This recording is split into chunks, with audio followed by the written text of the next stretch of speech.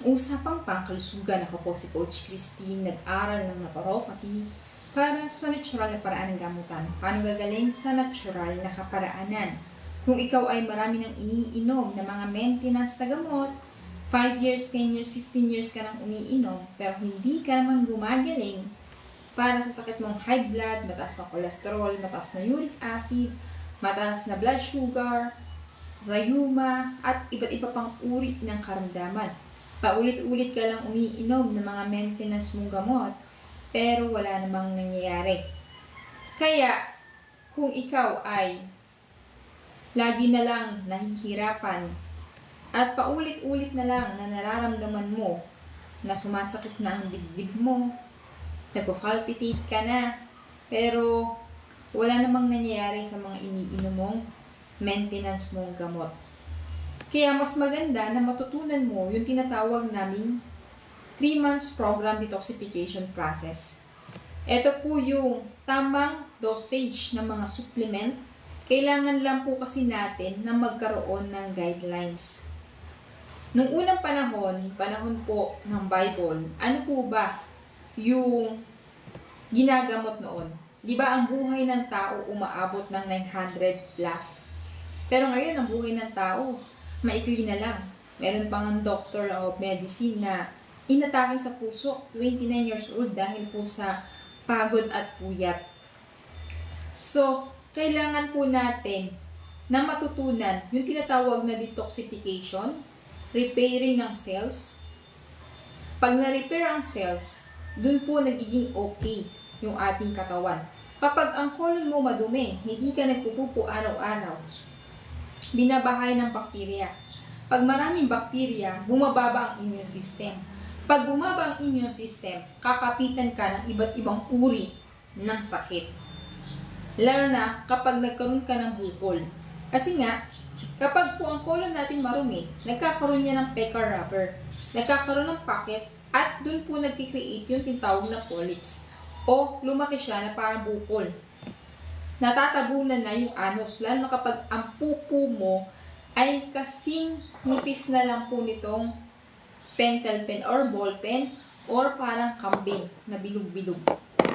Ibig sabihin, kailangan mo nang mag-detox para malinis yung mga toxin sa colon natin. Yun yung wala sa iba. Yung mga kinakain po natin, yan yung nagiging cause ng sakit. Mahilig ka sa mamantikang pagkain, mahilig ka sa pritong pagkain, makolesterol na pagkain, mahilig ka sa soft drinks, sa alak, mahilig ka sa instant na pagkain, puro ka fast food.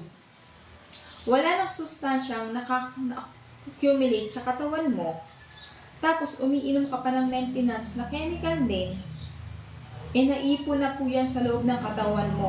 Kaya nga sa panahon natin ngayon, madami ang inaatake sa puso. Sumakit lang ang dibdib, dinala sa ospital, hindi na po umaabot. Sabi ko nga, ang traitor na sakit ay yung atake sa puso. Kasi kapag sumakit ang dibdib mo, never say goodbye na po yan. Hindi ka man lang nakapagpaalam sa mga mahal mo sa buhay. Anong kailangan natin gawin? Noong unang panahon, ang haba ng buhay ng tao, hindi pa na-invento ang pharmaceutical. Wala rin mga fast food noon. Wala pa mga instant na pagkain. Ang kinakain lang natin, prutas, gulay. Pero, kapag niluto mo ang gulay, acidic na po yun. Hindi na siya alkaline. Kailangan natin gawing alkaline ang ating katawan para yung mga cancer cells, kusa silang mawala sa katawan natin. Pero ang mga tao, saka lang sila magte-take action kapag stage 4 na. Wala na yun. Last stage na siya eh. Diba? Kahit nga po yung doktor mo, may nag-chat sa akin, hindi na po siya tinatanggap. Kasi stage 2 po siya nagpagamot, no? Nagpa-radiation, nagpa-chemotherapy, walang nangyari, gumastos ng $500,000, sabi sa kanya, hindi na natin itutuloy kasi stage 4 na. Brain mo, saka siya tinanggihan nung stage 4 na, tapos gumastos na ng mahal. Tapos lalapit sa aming mga naturopathy, pag last stage na, hindi naman po magic yung ginagawa po natin.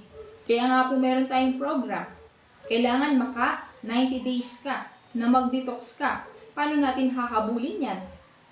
Last stage na yan, tinanggihan ka na nga eh. Di ba? So, wag po natin paubutin na tinanggihan ka na bago ka lumapit sa natural. Kumbaga, wala ka ng choice, kaya sa amin ka lalapit. Kaya yung iba, hindi ko na po tinatanggap pag last stage na. Diba? Mas maganda, prevention is better than cure. Diba? Ngayon pa lang, mag-detox ka na. O, marami tayong natulungan. Meron po tayong natulungan. Meron po siyang bukol sa tuhod. Umaas yung kanyang uric acid. Naging gout na. Umiinom siya ng sandamakmak na gamot. Sumakit ang tagiliran, hindi na makaihi, hindi na makadumi. Tapos yung mga kamag-anak, hindi naniniwala sa detoxification. Mag-aabil na po dapat siya ng 90 days detox program. Kaya so, pigil na pigil yung mga kamag-anak. Humaghintay pa ng 1 buwan. Di pumutok na yung bukol. Tapos magtatanong sa akin, pumutok na po yung bukol ko, ayaw pong gumaling. Ano pong gagawin? Nagnanana na po siya. Ayaw mo namang sumunod. Sabi ko, mag-detox ka kaagad. Pinalala mo pa. Tapos ngayon, hindi ka na makalakad, hindi ka na makapagtrabaho, saka ka magte-take action. So, awa naman ako. Binigyan ko po siya. Nag-60 days detox program po siya. After ilang araw, mga 3 weeks, nag-chat po sa akin na okay na yung kanyang bukol. Lumiit na yung bukol. Kasi nga, binigyan ko siya ng guidelines. After niya mag-avail ng ating program, yung mga bawal at yung mga dapat kainin, yun yung kakainin. Tapos, inabil niya lahat ng pandetox natin kasi combination yun, magkakatulungan, mas mabilis po siya. Yung inflammation, mabilis po mawawala yun. Dahil ibibigay ko yung mga dapat kainin at yung mga bawal kainin. Para hindi na po dumami yung bukol at hindi na lumaki ang bukol. Kusa silang mawawala kasi nga, takot sila sa alkaline. Ikaw kasi puro ka acidic eh. Puro ka acidic, gusto mo instant. Puro instant. Instant noodles, diba? Dilata, instant, preservative na pagkain, longganisa, hotdog, tosino, puro instant. Kaya yung buhay mo instant na rin. Diba? Wala na nang umaabot ang 100 plus ngayon eh. Paano kasi yung mga kinakain nyo, hindi na po siya nutrition. Yung sarap kayo nagbe-base. Diba? Kaya, meron tayong program. Ito po yung program natin. Combination po siya. So, meron po tayong 23-in-1 detox coffee na pinagsama-samang mga herbal, no? Na alkaline yun. Ginagawang alkaline. Sabi sa akin, may acid reflux ako, pwede po yung coffee? Yes. Yes, kasi hindi naman siya coffee na nabibili sa labas na 3-in-1. Ito ay herbal. Ginalagyan lang siya ng flavor na coffee kasi ang mga Pilipino likas na mahilig sa coffee. Plus, itong ating kasing barley na meron siyang probiotic and postbiotic, Japan patented. Barley siya na pwede mong ihalo sa coffee na hot water kasi nga meron siyang L37 na kahit mainit ang pinagtimplan mo, hindi namamatay ang enzyme. Noong unang panahon ng Bible, si Jesus Christ, ano po mababasa mo sa Bible? Halos lahat barley. Halos lahat barley. Yung iba nga lang, ayaw nila ng barley kasi mapait. Hindi nila kaya yung lasa. Lasang damo. Pero ito yung nakakatulong para ayusin yung loob ng ating katawan. Kung hinalo ko sa coffee yung barley, kasi meron siyang probiotic. Yung probiotic, yan po ay nakikreate ng serotonin. Kapag wala kang serotonin sa katawan, hindi nakikreate yung happy hormones mo. Kaya stress hormones yung nakikreate. Pag stress ka, tumatanda ka kaagad, dumadami ang sakit mo. At dun yung mga pumapasok yung depression. Kaya ngayon, kabataan, bata pa lang, okay naman yung buhay, bakit nagpapakamatay? Kasi sa kinakain nila, mahilig sila sa milk tea, mahilig sila sa instant, mahilig sa fast food. Kumbaga, wala na pong serotonin na nakikreate dahil nga yung kinakain nila ay nakikreate na ng stress hormones. Tapos, hindi pa sila mahilig kumain ng gulay at prutas. So, ito combination po yan. Meron po tayong barley gummies. Ito po ay sa mga hindi kayang uminom ng barley na mapait. Meron tayong gummies. Barley po siya na ginawang gummies na parang candy lang siya. Kakainin mo lang po siya. Kakainin mo lang siya. Yan. Ngunguyain mo lang. Pero yung effect niya, parang isang sachet na ng barley. Maganda rin to sa mga bata na hindi mo napapakain ng gulay. Kaya ang mga kabataan ngayon, 5 years old, 10 years old, 15 years old, nagda-dialysis na. Paano iniinom? Mahilig sa soft drinks. Mahilig sa preservative juices. Di ba? At yung mga may aray-aray, sumasakit na yung kanilang, eto, masakit na, hindi na ma-up and down nila yan. Masakit na yung dito, masakit na yung dito, masakit na yung tuhod, hindi na makalakad. Yung mga senior citizen natin, yung mga 40 years old na mukha ng senior citizen, wala na silang collagen. Kailangan natin ng collagen plus glutathione. Ang glutathione, nire-repair yung ating liver. Yung liver natin, pag nasira, siya ang nagdi-detox ng toxin. Pag may pumasok ng toxin sa katawan mo, sira na yung liver mo, wala na, delikado ka na. Lalo yung mga umiinom ng alak, nasisira yung liver nila. Diba? Kaya mas maganda na mag-take tayo nitong ating glutathione collagen. Kasi pag nagkakaedad tayo, nawawala na tayo ng glutathione at collagen. Ano maganda kasi nakakabata siya. Bukod sa nagiging healthy ka na, tinutulungan niya pa yung physical appearance mo na magmukha kang bata. Kasi inaayos niya yung liver mo. Kaya kung mahilig ka mag-soft drinks, mag-alak, magpuyat, nasisira ang liver. Kaya itong ating glutathione collagen gummies, on the go. On the go siya. Kakainin mo lang. Isa sa umaga, isa sa hapon. Isasabay mo. Kaya mataas ang kolesterol. Takot kang atakihin sa puso o may stroke. Ang dami nag-i-inquire sa akin, mga stroke patient. Hindi na makatayo, hindi na makalakad. Hanintay mo pang ma-stroke ka. Diba? Etong apple cider vinegar. Kasi yung apple cider na iniinom natin, maasim. So ito, makakatulong po siya. Makakatulong po to sa mataas ang kolesterol, laging sumasakit ang dibdib, sumasakit ang ulo, and walang side effect, walang overdose. Ito yung ating apple cider gummies. Pwede mo siyang kainin sabay-sabay. Hindi siya maasim. Kaya matutulungan ka nito na matanggal yung mga toxin sa katawan mo at the same time, binibigyan ka ng nutrisyon na nawala na sa katawan mo. Kaya yung katawan mo, magiging alkaline siya. At ibibigay ko pa yung guidelines kung ano yung mga dapat kainin para hindi mamuhay yung mga bad cells sa katawan mo o cancer cells. Magugutom yung mga cancer cells mo, hindi sila makikreate. Kasi kung ang bad cells dumami, binubuhay mo sila, pinapakain mo sila eh. Pag pinapakain mo sila, mabubuhay sila, dadami sila. So, pag nag-create yan, dumami, napunta sa breast mo, magkakaroon ka ng breast cancer. Eh, dumami sila dun eh. Kasi ang bad cells, pag hindi na kaya ng immune system, nasupilin sila, nag-iipon-ipon sila. Pag naipon sila, nagpupunta sila sa isang lugar kung saan sila dadami. Kaya may breast na pumuputok eh, kasi dumami na sila. Sinisira na nila yung mga cells mo. Yung mga cells, good cells mo, nasisira na. Yan. So, pag nasira na, at nagkaroon ng pain, katawagin nilang breast cancer, stage 3, stage 4. Pag may pain, stage 2, stage 4. Pag walang pain, stage 1, stage 2. Pag dumami sa lungs cancer. Diba? Pag dumami sa prostate cancer.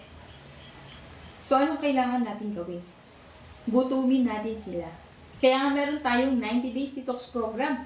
Eh, yung iba na mamahalan, napakamahal naman po ng pang-detox. Sabi ko nga, pag nagpa-chemotherapy ka, nagpa-radiation ka, 30,000 weekly ang gagastusin mo. Eh, yung 90 days detox natin, 30,000 lang. Pero kung hindi mo kaya, mag 30 days detox ka, nagre-range lang siya ng 10,000. Nagre-range lang siya. Range. Kaya nga, ipiprevent natin eh. Eh, piruin mo yung may bukol, 5 years na siya. Iniinda yung kanyang sakit. umiinom siya ng mga maintenance na gamot, nasira yung kidney niya, sumakit yung tagiliran, di na makain, di na makadumi. Pero nung nag-detox sa atin, anong nangyari? Natunaw yung bukol, nakaihi, nakadumi. Kasi binili niya lahat ng combination. Ang mahal-mahala ng ginastos sa hospital, 5 years na siya, pabalik-balik to. Pero wala namang nangyari. Diba? Walang ibang magmamalasakit sa inyo. Walang ibang magmamalasakit. Kaya kailangan nyo mag-detox ngayon. Mag-take action kayo. Naalala ko, nung pumunta kami sa Quezon Province, meron kaming aparatus, yung machine aparatus. Hahawakan mo lang ng 1 minuto, malalaman mo kung ano na yung problema ng katawan mo. Yung health mo from head to foot. Ang check-up, 500. High-tech aparatus yun. Sa mga naturopathy lang yung binibigay. Pag nag-aral ka ng naturopathy, bibigyan ka nun. Pwede kang mag-avail na machine. QMRA machine check-up. So yung QMRA machine check-up, hahawakan mo lang ng 1 minuto, malalaman yung health status mo parang head to foot. Nakita ko meron siyang cholesterol crystal. Sumasakit na ang dibdib niya. So sabi ko sa kanya, ang nakita natin problema mo, cholesterol crystal. Meron ka ng crystal dun sa ugat mo papunta sa puso. Kaya pag hindi natin na-detox agad yan, hindi yan nailabas sa pamamagitan ng pagdumi at pag-ihi, pagpapawis, pwede kang atakin sa puso. Sabi ko 10,000 muna para lang ma-detox agad ikaw. So, sabi niya, gagawa niya ng paraan yung 10,000 kasi wala pa siyang pera.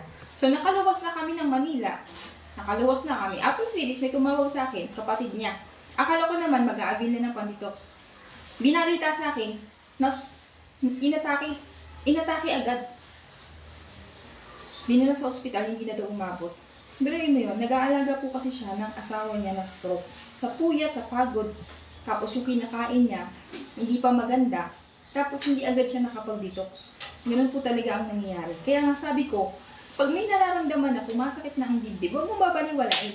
Hindi ka pa nakakadumi, huwag mong babaliwalain. Mag-detox ka kaagad. Eh kung wala kang budget, kahit 1 pack lang muna ng ating coffee detox. Diba? Ito yung 23 and 1. 700 isang pack, sasabihin mo mahal, mas mahal po magpa-hospital. Eto 23 and 1 po to. Pag pinagsama-sama mo, pinili mo isa-isa, 23,000 yan. Pero sinama nilagay lang sa coffee. Kung gusto mo 30 days detox, 3 pack. 6 na lang yung natira kasi sobrang dami po ng nagre-repeat order, ang dami po natulungan. Uminom lang po nito, gumanda na yung pakiramdam. Isabay mo. Kapag may budget ka naman, kompletohin mo na. Para talagang matanggal yung mga toxin sa katawan mo. Diba? And then, yung mga may erectile dysfunction naman, ito yung ating Supreme Coffee for Men. Sa mga hindi na tinatayuan ng manoy, inumin nyo to. 6 pack po siya sa 6 sachet sa isang pack niya. Meron tayong coffee for men, meron din tayong juice for men, sa mga ayaw mag-coffee. So, same effect lang siya. 1 to 3 hours kapag inumin mo, kakayo na po siya. So para yun sa mga kalalakihan na may diabetes, may age na. May age na. Kapag kasi nagkaka-age yung mga kalalakihan, nawawala na yung testosterone nila. Yung hormones po nila. Ay, hindi na nagsasirculate yung kanilang dugo. Kaya yun po ang nangyayari. Kaya kailangan po natin na agapan yan. Kasi po, pag po kayo mataas ang sugar nyo, kapag hindi nyo yan inagapan, 5 po ang puputulin sa inyo. Diba? Kapag lalaki ka. So, huwag yun ang hintayin, ma-shop-shop pa kayo. Ano yung pang 5? O, isipin mo kung ano yun. Diba? Kahit putulin ka, hindi mo naman inayos yung pinaka-inner, yung mga cause ng sakit mo. Diabetes ka pa rin. Okay? Kaya kailangan nating mag-detox. Kailangan nating linisin yung colon. Based sa pag-aaral sa Amerika, 100% na marumi ang colon, may cancer. Nung nilinis yung colon, natanggal yung cancer. Ibig sabihin lang, pag marumi ang colon mo, prone ka sa cancer. Kaya wag kang babaliwalain mo na hindi ka dumudumi araw-araw. Sabihin mo sa akin, twice a week lang po ako dumudumi. Twice a week, delikado na yon. Ilang beses ka kumakain? Umaga, tanghali, merienda, hapunan, midnight snack, 5 beses ka kumakain sa isang araw. Tapos hindi ka dudumi? Asan napunta yung kinain mo? Tumigas na sa colon, naging peca rubber na. Diba? Kaya huwag kayong matatakot pag uminom kayo ng pandetox namin, tapos dumumi kayo. Anong gagawin natin dyan? Itatago sa tiyan? Okay lang po yun kasi kini-cleansing ka. Pag na-cleansing ka, na-detoxify ka, na-repair yung mga cells mo, doon po magiging maayos ang pakiramdam mo at mananotice mo sa kahit mga kakaibigan, kakilala mo, sasabihin sa'yo, bumabata ka. Kasi naayos yung cells mo eh. Nadidetox ka, tapos yung nutrition na hindi pumapasok sa katawan mo, pumapasok na. Kasi nga, puro ka instant. Kaya walang nutrition sa katawan mo. Kumakain ka nga ng gulay, niluluto mo naman. Eh, acidic pa rin yun. Ang alkaline, hindi niluto yan. Okay? So, I hope na may natutunan ka. At kung gusto mong mag-detox, ngayon na. The power of now. Huwag mong hintayin ma-hospital ka pa. May pumunta dito, nagpa-check up sa QMRA. Gumastos ng 100,000 sa ospital. Paglabas ng ospital, masama pa rin pakiramdam. Pero nang pinainom ko ng coffee, pinainom ko ng mga barley gummies natin, ng mga capsule natin, namumutla siya, pumunta dito. Kulay puti na yung bibig niya. Tapos, nauutal. Nauutal siya, hindi na makapagsalita. Delikado yun kasi pag nauutal, pwede kang ma-stroke. Kasama niya yung sister niya. Kasi nga, dadalhin siya sa ospital. Gagastos na naman siya ng 100,000. Sabi ng anak niya, pumunta na tayo sa ospital kasi nga, iba na yung pakiramdam niya. Sabi niya, gagastos na naman tayo. Kung gumastos na nga tayo ng 100,000, gagastos na naman tayo, wala naman nangyayari. Doon na ako pupunta sa magaling na manggagamot. Sinasabi niya magaling naman. Naturopathy po tayo. Ibig sabihin, natural lang po yung pinapatake natin. Kasi ang katawan natin, nagbibase lang yan sa natural. Kaya nga noong unang panahon, mahaba ang buhay ng tao. Diba? Kasi nga, natural lang. Natural. Wala pa yung pharmaceutical, wala pa yung mga fast food na yan. Wala pa yung mga instant na pagkain. Okay? Kaya, yung katawan natin, napapagaling natin itself. No? Yun ang maganda. Tuwang-tuwa po siya. Tuwang-tuwa po siya. Bakit magkano nagastos niya? 10K lang. Mas gumanda agad yung pakiramdam niya. Samantalang nung nasa hospital siya, 100,000, ganun pa rin, pabalik-balik lang yung nararamdaman niya. Sabi ko, toxin po kasi yan. Ano po lifestyle nyo? Ano kinakain nyo? Puro fast food. Chicken, burger, french fries, pizza. Pinuin mo yun. Sa tingin mo, magkakaroon ba ng nutrition yun? Di ba wala? Kaya siya nanghihina. Kasi puro chemical pinapasok niya sa katawan niya. So, nung pinainom natin, lumakas po agad. Pinag-copy ko lang. Pinainom ko lang ng mga barleys natin, mga capsule natin, mga pinag-copy. Gumanda agad yung pakiramdam. Nagulat yung kapatid. Namula agad yung mukha. Namula yung bibig. Nakapagsalita na. Diba? Ilang buhay ang masasalwa mo kapag may alam ka sa naturopathy. Kaya mas maganda i-share natin ang video na to para marami tayong matulungan sa pangkalusugan. Thank you and God bless.